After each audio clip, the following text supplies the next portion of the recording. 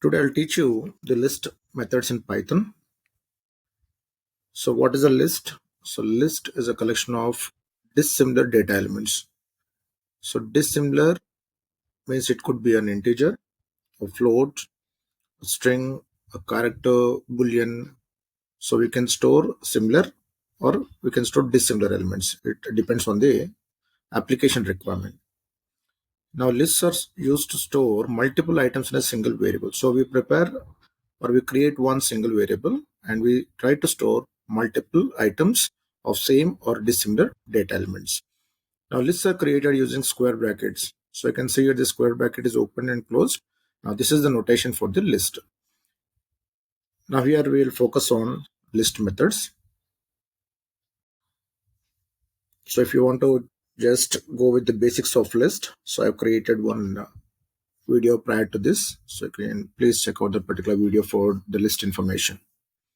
Now coming to the first method, we have append method. Now the append method appends an element to the end of the list. So whatever you add or whatever the elements you want to add to the list, that will only add to the end of the existing list. So the syntax is you need to write the list variable. That means the list variable should be existing, or it could be an empty list. Okay, list dot append is a function, the method, and what you want to append, you need to write the elements. Now the element is a required one. The parameter is element, what you're passing here. Now this is required. An element of any type could be added. It could be the element, whatever you're passing could be a string type or a number or any other object, etc. Now coming to an example. So I have taken a variable called y1 and you can see I'm creating one list where you can see the square brackets, the representation of the list. So here I've taken one string called Python, then integer 20, then boolean false, 3.4 is the floating point value, then one more text programming and one more text, that is text. So 1, 2, 3, 4, 5 and 6. So totally 6 elements are there, and this is a list variable. Now I want to add world, this particular word I want to add, that is world, to the existing list. So any point of time the append method is going to add only to the end of the list. Here it will add. So you need to write the list variable dot append method dot the element what you want to add, you need to keep, and you are printing that list. Just click this. Can you see the world is added? So if you want, you can just print before appending, print of y1. Now can you see this is the existing list, and after appending it is only adding to the end of the existing list. After text only it will add. Okay, now so this is adding only a single element. Okay, word. Now can I add a list to another list? So I've taken a list variable called e and I'm assigning a list with 3 strings, Python textbook. So 3 strings are available in the list and that I've initialized to a variable called e. Now I've taken one more list, that is 10 integer, then string, that is programming, and 200.23 is a float. Now this is another list called b. Now I'm writing a dot append of b. So a is this one. Dot append method of b means the b is going to add it to a here at the only at the end. So just print that, print a and check. So Python textbook with the list, can you see this complete list is getting added? So that's why you can see the square bracket also here. The fourth element is complete list. The inner square bracket is nothing but the list representation of the second one. Okay, so first one is only this much. I'm passing complete b. B is not an individual element, right? It is a complete list. So this will become the fourth element. Now this is because the fourth element which is appended. So like this, we can add one list to the other list also. Okay. Now, coming to second method, we have a clear method. The clear method removes all the elements from the list. So the list will be existing, but it becomes empty. So what is syntax for that? You need to write the list variable dot clear method, you need to call that. So there is no parameter for this method. Okay.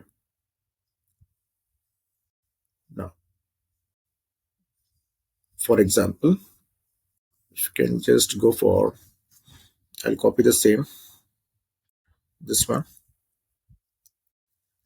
I'll just put here. Now, if I print this, you get these elements. Now after that, I just call y1.clear, y1.clear. Then after that, you go for print of y1.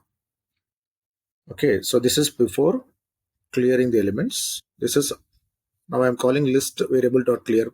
There is no parameter, right? And you're calling print of y1. So just execute this. Now can you see there are no elements in y1? Empty. The list is existing, but there are no elements. So this is before clearing, this is after clearing the elements. Okay. Now coming to the third method, I want to copy the list items into another variable. Okay. So the copy method returns a copy of the specified list. So the complete list I want to copy. So what you can do here is you can take the list variable dot, you just call the copy method, and whatever the result answer is there, that you need to store into some other variable. Okay, and there is no parameter for copy method. For example, I have taken y1 equal to 4 string variables Python program text and book that has been storing in y1. Now I'm applying y1 dot copy. That means I'm creating one copy and storing in another variable called y2. Now this y2 and y1 both will be holding the same copy. Okay, so if you just print this y2, you're getting this. If you want to print y1 also,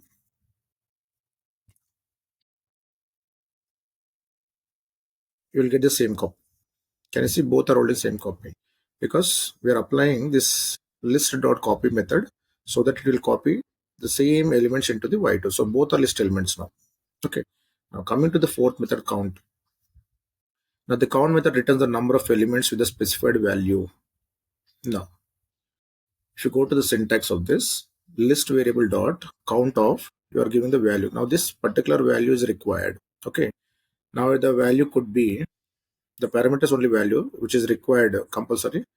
The value can be any type. It could be a string, it could be number, it could be list, tuple, etc. The value to search for. Okay. So whatever the value you are given, that is I need to search. Now, if you can see the example, I've taken y1 is with 4 elements, and that's the list, and y1 dot count of Python. Now, how many times Python is repeated here? Only once, no? So here it is there. So the count will return only 1, and I'm storing here. So your answer is only 1. If suppose I write here one more time Python, just execute this. Now count has become 2 now. So whatever the value you are giving, that it is going to count how many number of times that particular value is existing in the list.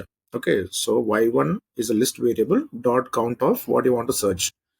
Okay, and that is how many times that particular element is existing. Only twice, so you got twice, and that result is store here and print. Now coming to the return the number of times the value 5 appears into the list. Okay, in the list. So here you can see the 5 is appeared here, 2, 3, then 4. 4 times it is appearing, and this is again a list with numbers. And here it is stored in x3. So x3 is a list variable dot count of 5. So how many times the 5 is available? I want to count. So 4 times. Can you see 4 times? If I give 2, can you see this 2? Only 2 times it is there. Okay, you got 2 here. So if I give one more 5 here, so it need to give 5 times. Now can you see it's 5? Okay, like this the count is going to work. Now coming to the next method, extend method. The extend method adds the specified list elements, or it could be any iterable like tuple, set, dictionaries to the end of the current list. Okay, just like appending. Now list dot extend of iterable. Iterable could be what? Iterable, it is a required one. Okay. Now any iterable could be a list, a set, a tuple, dictionary, etc. Now adding a tuple to the list. Now here this is a list variable that I'm storing in y1. I've taken one more variable for storing the tuple. Now can you see the parenthesis here? Rounded one. That is a representation for a tuple. The square brackets, what you're seeing here is a list. Now the question is, can I append this tuple to a list? Yes, we can do it. So here the y1 is the list, right? For that, you need to call extend method and pass what you want to append. So y3 you want to append. Okay, then final answer is going to store only in y1. So print that. Now can you see this tuple? These are the tuple values. This has been added. Okay, if you print only y3, then you need to get only the tuple values. Can you see the tuple values is there? Okay, so like this, you can add a tuple to a list also. Now, adding a list to a list. So by using extend, we can add one list to the other list. So this is one list with strings, and I store in y1. This is the numbers. Is another list. Can you see square brackets here again? I put in y3. So y1 dot extend of y3. That means for y1, this list need to be added. Okay, and final answer will be stored again in y1 only. Then print. Now can you see? This is a list with 1 to 1365 added. So one list can be added to other list. One tuple can be added to the another list by using extend. Now we have a method called index. Now the index method returns the position at the first occurrence of the specified value. So whatever the element you are going to specify as a parameter, that element's index number need to be returned. That is the first occurrence, because the list can accept duplicate values, right? So here the syntax is to write list variable dot index method you apply, and you want to just give some value, and that value's position, that is index number, will be returned. Now parameter element is required here, and the element could be any string, number, list, etc. And that element you want to search. Note, the index method only returns the first occurrence of the value. That you need to keep in mind. Now I have some numbers 1, 2, 3, 4, 5, 6, and 7. Okay, now that is a number list, and I put in x4. Now x4.index of, I want to know that where this 25 is existing. That is the index number I want. So this is 0 index, 1 index, 2 index, 3 index, 4 in. This is the first occurrence, right? Now this is the final answer what you get, because 25 is 2 times. But here what we say, the index is going to return only the first occurrence. So this is the first occurrence. So 0 index is this, 1 index is this, 2 index is this, 3 index. So this 3 is going to, that index number is 3, that is going to return as an answer. Now just, can you see this, the 3? Okay, if I give, maybe I'll just put one more 25 here. Okay, so this is 0 index, this is 1 index. So when I execute one more time, your answer need to be 1 now, because this is the first occurrence, right? Now can you see here 1? Okay, so like that, if you want to get the index number for any value, and that to be the first occurrence, then you can apply the index method. Now 7th one is insert method. Now the insert method inserts the specified value at the specified position. If suppose I want to insert any value in between the list, or starting of the list, or ending of the list, okay, so I can go for insert method, because when you go for append method, it will append only at the end of the list. But here it's not like that. You can insert anywhere. But how? Now we need to use one method called insert. So you take the list variable dot insert, and you specify the position implies what, the index number where you want to insert. The element implies what value you want to insert. So two things you need to pass. That is, both are required. So this position first parameter is required. A number specifying in which position to insert the value. That is index number you need to give. Element is nothing but, is also required. This is nothing but what you want to insert. It could be a string, number, object, etc. Now you can see here, I've taken one list with 1, 2, 3, 4, 5, 6 elements, and that I store in y1. Now this is 0 index, this is 1 index, 2 index, 3 index, 4 index, and 5 index, that I put into y1. Now y1 dot insert, this is a method I want to apply. So y1 is a variable, that is a list variable dot. You give the index number where you want to insert and what you want to insert. So 1 is an index number. Now this is one position, right? So here you want to insert hello. Then what about this? So now these complete thing will be moving one step forward, and this hello is going to insert here. Okay, so just execute and see. Can you see? The hello is inserted here. Now this has become the first position. Okay. Now let's say I want to insert something here after 3.4. So I need to just see the index number. This is 0 index, 1 index, 2 index, 3 index, and this is 4 index, right? So I need to insert somewhere here 4 index. 4 index, and I want to put something on hello world. Now can you see? 0 index, 1 index, 2 index, 3 index, and 4 index is not overlapping. This programming and text is moving one step forward. Okay. In that way, you need to work out. Now coming to the next method, pop method. The pop method removes the element at the specified position. Suppose you want to remove any element, you can give the index number. Then that index number value is being removed. Now, what is syntax? List.pop method, and you give the index number. Now this pop, the position, that is index number, is optional. Okay. A number specifying the position of the element you want to remove, and the default value is -1. Okay, which returns the last item. If suppose you don't give any number here, any index number, what you want to remove, the last element will be removed by default. Okay, because the default value is what? -1. And in any list, the last value index number is -1. This one is -2. This one is -3. Like that, we have gone with the native indexing, which is applicable in Python. Now I have taken, see, the thing is removes the item at index number 1. Okay, I have totally 7 elements: 1, 2, 3, 4, 5, 6, and 7. Now that is been a list variable. y1.pop of what I'm giving? 1. 1 means I need to remove this one. I need to remove this one. When you apply pop of that index number, this element is being returned. So I'm storing that element in X file, and I'm printing that X file. And after removing these 20, 6 elements will be there that I'm printing in Y1. Okay. So Y1 will get modified because from 7 elements it becomes 6 elements. Just execute. So this X5 is holding the 20, whatever you are removed, and remaining elements are being stored in Y1. So you get 6 elements. So here you cannot find 20. I suppose I want to remove this element. So what is the index number you need to find out? This is the first index, then second 0 index, 1 index, and 2 index. So you write 2 here and just execute. See, the false is written and there is no false here. Okay. So like that you need to work. Now, here I'm giving some index number. But if you don't give any index number, what happens, we'll see.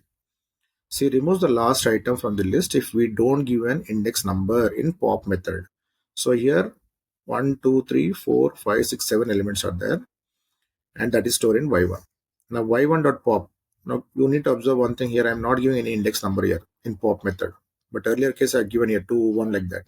So if you don't give any number, it will remove only the last element because by default is -1. No? This element will be getting removed. So that is going to store here, and that is printed here. And after removing this one, whatever is existing will be printed in y1. So just execute that. So can you see the last element is programming, that is removed. And here also you can see till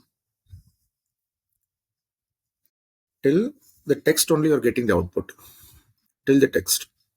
This is removed, right? I suppose I add one more number here, some 45. Okay, just execute this. So this number should be removed. Now can you see programming good, but that last element is not been displayed. So if you don't pass any index number, this will be replaced with -1, and -1 in any list is nothing but the last element. So last element will be removed. Next, we have a method called remove method. The remove method removes the first occurrence of the element with a specified value. Okay. Now here the element is nothing but the value what you want to remove. But here pop method says that the index number you need to give what you want to remove. But here remove method says that the value you need to give what you want to remove. And once you give the value, only the first occurrence of that will be removed. Okay. Because sometimes there could be duplicate of elements. So only first which is matching will be removed. The other will be there. So you need to go for list variable, apply the remove method, and give the value what you want to remove. And this is required element. Any type, whatever you want to give, like string, number, list, etc., which is existing, need to be given, and that element will be removed. Now I want to remove an item called programming from the list. So if you observe carefully this particular list, here one programming is there, here also one programming is there. So this is first occurrence, this is last occurrence. Okay, so when I apply remove method and I'm giving the value called programming, this will remove and this will be still remaining. Okay, because I clearly mentioned here only the first occurrence of the element get removed. Now, so you need to go for list variable, what you have stored, and remove method, and you are giving what you want to remove, then print the remaining. Now can you see? Only this is removed. This is still existing. Okay. Now if suppose I give something like 20, again here, I just write here 20, remove of 20. So my expectation is this should be removed and this should be still there. Just execute and see. Okay, here you are getting error.